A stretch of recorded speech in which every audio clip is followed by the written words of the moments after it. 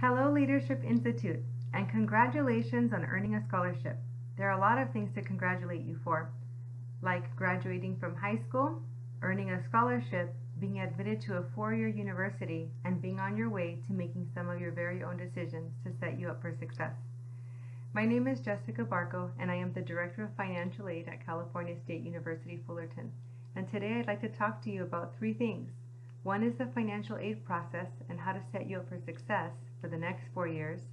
The second one is about potentially applying for additional opportunities such as work, study, scholarships, etc. And the third one is budgeting, how to make sure that you maximize the funds that you receive and make sure that you're able to use them wisely and spread them out and make sure that it lasts you the whole semester that you need. So let's get started with the Fafsa and the California Dream Act application. By now, each of you have also received an estimated financial aid letter or an actual financial aid letter. An estimated financial aid letter is based on the information that you self-reported on your Fafsa or on your California Dream Act application. Based on that information, about 30% of you are going to be selected for a process that is called verification. The federal government will select at least 30% of the student population that completes the FAFSA application and select them for verification, which means that the university has to ask you for additional forms, documentation, etc. about your family finances and things like that. Now, the majority of you are not going to be selected for verification, which means that you won't be asked for anything additional, and you will receive a financial aid package based on the information that you reported. For the 30% of you that were selected for verification, you need to follow the financial aid process. You don't want to create any delays, and you don't want to wait to the last minute ever when it comes to financial aid, because remember, there are thousands of students trying to receive the same financial aid that you are. So you want to get in line first. You want to make sure that you complete your items, submit your required documents, and get out of the line as soon as possible. So if you are selected for verification, it means that you have documents that are outstanding. The sooner that you submit those documents, the sooner that the Office of Financial Aid can review your financial aid package and produce an award that is finalized for you. Once you have that finalized award, you can begin to determine, am I going to have enough money to pay for this fall semester, for the spring semester, and basically for the full year? The financial aid package will tell you a lot of things. It'll tell you if you were eligible for scholarships, for grants, for loans. It'll tell you if it's enough to cover your entire balance for the fall semester.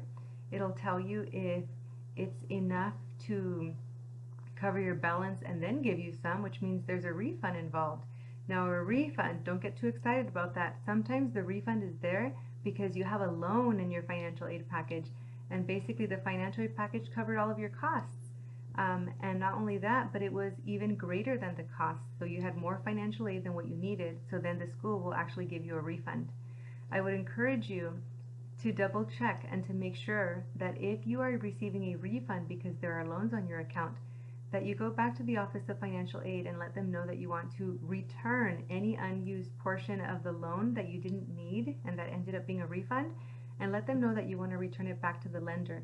Otherwise, it will be given to you as a refund, and it's going to be money to spend, which sounds exciting, but believe me, 20 years later, it's not going to be exciting to be paying so much money on a loan that you took out today. So use loans for whatever you need them for. So for example, there are some of you like myself that grew up in a situation where maybe your parents didn't save for a college savings plan. Mine didn't. Single parent household with 4 children, and growing up in Maywood, all of my friends, we dreamed of going to college, and we dreamed about just having so many wonderful opportunities. But we knew the reality was that many of our parents were having a difficult time, whether one of our parents worked, 2 of our parents worked. In my situation, I came from a single parent household. Why am I sharing that with you? Because at the end of the day, I actually had to take out those loans, and it didn't hurt me to do it. And let me tell you why. Because I did it wisely, and I did it in a way that I knew that my mom didn't have a college savings plan for me. That wasn't going to happen. She was trying to feed 4 children. So then I knew that it was the only way for me, basically. And I want you to know that if that's the only way for you, don't be afraid to do that. The reality is that if I had not taken out that loan in my freshman year, I wouldn't be where I am today. I wouldn't have been the first person to graduate from high school, go to college, get a bachelor's degree. graduate with a first master's degree, graduate with a second master's degree, and graduate with a PhD. Actually, I'm speaking ahead of time. I'm still in the PhD program right now, but I'm declaring that I'm going to be graduating. My point is this, that I wasn't afraid to take out a loan, and I made wise financial decisions. I returned whatever I didn't need in the loan so that I wouldn't have to pay too much later on. Remember, you want to set yourself up for success, not strap yourself with loan debt.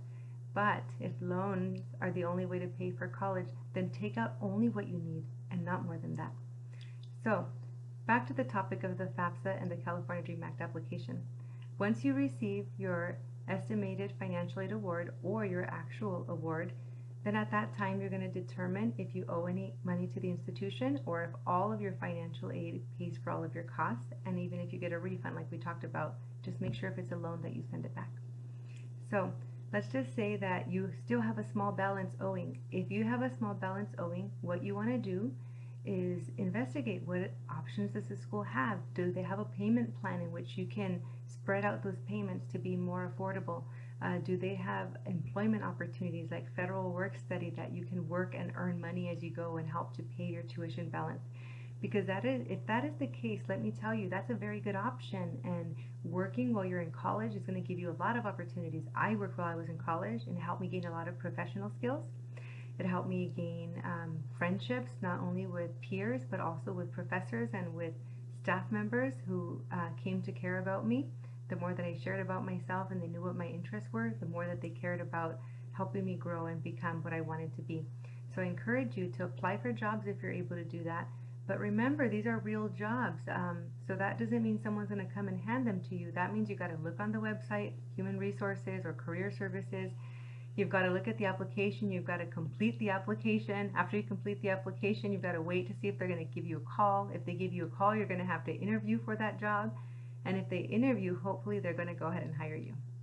So what else is there? Financial aid is one way to pay for college. And if there's any balance remaining, you can go ahead and pay with a payment plan. You can also pay by working. And there's another way. What about just contacting the Office of Financial Aid if you have had any financial hardships? For example, COVID-19 has been so difficult on so many families. Has your family been impacted by COVID-19? Have one or both of your parents lost their income? Have you lost any income? If that is the case, then the Office of Financial Aid has a procedure called professional judgment, in which we can legally reduce your expected family contribution, that EFC, and make it to a smaller number that would make you eligible for more financial aid. So the more need you have, the more financial aid you will have as well. So we're able to do that. So it's a good idea to be friends with the Office of Financial Aid, be comfortable with asking them questions, and determine to see if there's any way that they can assist you and help you because of COVID-19 and any loss of employment. So there are a number of ways that you can help increase your financial aid package and increase your funds to go to college, and I just named them. So let's see if you remember. The first one is just completing the Fafsa and the California Dream Act so that you can actually get a financial aid award. The second one is checking out to see if there's a payment plan that can actually help you to stretch out what your balance is so that you don't owe it all in one shot. The third one is to see if you can apply for a job, which is federal work study. The fourth one is to see if maybe you can talk to the Office of Financial Aid if specifically your family situation has changed. And then the last one that I want to talk about is scholarships. Scholarships are very important, and anyone can apply for scholarships. You just have to put the time and the effort into applying for them. I want to share with you a secret that your first semester of college is very important when it comes to obtaining scholarships for the future. So basically, many of you are going to receive academic scholarships to your college of choice based on your SAT scores, your ACT scores, your high school GPA. But once you're actually a student in college and you're in your first semester, any future scholarship opportunities are going to be dependent on, guess what?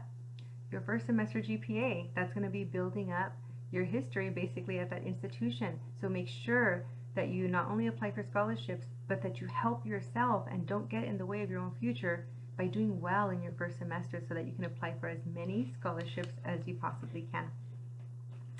Also, I just wanted to share with you that you really want to help yourself at this time. You really want to be your own advocate. You want to learn how to ask questions, and you want to learn how to seek assistance. Now, I understand sometimes you might go to an office or speak with a faculty member and not even know what question to ask. That happened to me on a couple of occasions, and in fact, it still happens to me as a PhD student. I don't think we'll ever know it all. So it's good to be a good advocate for yourself and ask questions. So, for example, if you're telling me, well, Jessica, I don't even know how to talk to the financial aid office about needing more money, how about this? How about you just go to them and you just say, hey, um, I still have a balance after my financial aid. What other aid options are there for me? Just ask questions like that that help you and move you along your way. So I just wanted to share with you that you want to build allies on campus. You want them to know who you are, and you also want to learn from them. This is a great time for you to develop great friends, not only again with your peers, but with your faculty who really care about you, and with service offices like the Office of Financial Aid, academic advising. You don't ever want to just go to college and then run in, go to class, and run out. You really want to experience it as much as you possibly can and get to know the people there that make it rich and that make it valuable and that are going to help shape who you are. Now, I understand some of you may have commitments, like you may be working 1 or 2 jobs, you may be helping with childcare at home, and you're going to have to be running in and out. And I get that, I understand. I'll just share with you that make connections wherever you can, and make sure that your faculty know and your staff know what you're dealing with. Sometimes they don't know that you're helping with childcare at home. Sometimes they don't know that you're running in to the class from pulling an all-nighter the night before. Sometimes when they know what your situation is, they're able to meet with you at different times and even be able to speak into those life situations to be able to support you and give you their best. They already do, but now they're going to do it even more personally. So make sure that you share. So we talked about the financial aid process, making sure that you follow the deadlines, making sure that you submit any required documentation, and then we talked about the additional options. Again, for example, applying for financial aid, applying for federal work study, applying for scholarships, seeing if there's a payment plan available, and then talking to the financial aid office to see if there's anything that can be done if you are going through any hardship. And then the last thing that I wanted to talk to you about is budgeting. What does budgeting mean? Well, budgeting means that you have a specific dollar amount and you've got to make it last for all of the expenses that you have. So let's say that you receive one lump sum from a refund for the semester, or that you have a monthly income. You want to tally how much money you're going to have for the whole semester and what your expenses are for the whole semester. And the whole goal is to not have more expenses than you have an income. And you want to make sure that you have a plan to either have more income. So what if you say, I don't have a plan and I have a lot of expenses? Well, then it means you need a job, or you need to apply for more scholarships, or you have to apply for a professional judgment with the Office of Financial Aid if your family's going through economic hardship, whatever it might be. But it means that the ball's in your court and you have options and you can do something about it. So budgeting helps you with making sure that you have the funds that you need to cover your expenses, and making sure that your expenses are not more than the income and the funds that you have available. And you want to make sure that your funds are going to last you the whole semester, which basically means that you've got to make sure that you are only spending what you need to spend on. It would not be a wise decision to buy expensive coffee every day and be working to pay for your expensive coffee habit, or your expensive shoes, or your new iPhone. I know that those are wonderful things to have, and it can be tempting to want to spend your money on that, but believe me, what you want to secure is the most important thing, your future, now, which means that you are going to make sure that you have the money to pay for your tuition this semester and next semester, that you have the money to pay for your books. The worst thing you want to do is finally get to school and pay for tuition but not have the money to pay for your books, and all of a sudden you're falling weeks behind because you don't have the right course materials. Make sure you keep course material costs in mind and that you prepare for them as best as you can. I also wanted to share with you that you wanted to build a budget, something that you can write down, and you can write down, what do I really need to spend money on every semester? What do I really need to spend on money every week? What do I really need to spend money on every month? And really document what you need, and then cross out what you actually don't need. You'd be surprised by what you see written down and you see, really, I'm spending money on that. Eliminate the things that you don't need. Invest in yourself. Invest in your future. Don't get in the way of your own future by not making the best decisions now and by stumbling over things like finances. Make the right choices, make sure you ask good questions, and make sure that you make the Office of Financial Aid your best friend no matter what school that you go to. All of us are here to serve and support you, and we're interested in getting you here, which is about access. We're interested in having you persist and be retained, and also to graduate. So keep in mind that all of us are interested in your success, and having finances to pay for college is one way to make sure that you're able to focus on school and focus on graduating. And also knowing what financial resources you have available to you and what your options are going to give you a lot more confidence. And then also letting your faculty and your staff members know who you are and a little bit about your story and what you're involved with will help them know how to best help you. I encourage you to prepare for the future by doing the very best that you can now. And like with all things in higher education and finances, they're worth everything that you invest into them. So invest your very best self in this next leg of the journey, which is called college and education. I wish you all of the best. Congratulations to Leadership Institute, and congratulations to all of you on your scholarships. I wish you all of the best. Congratulations.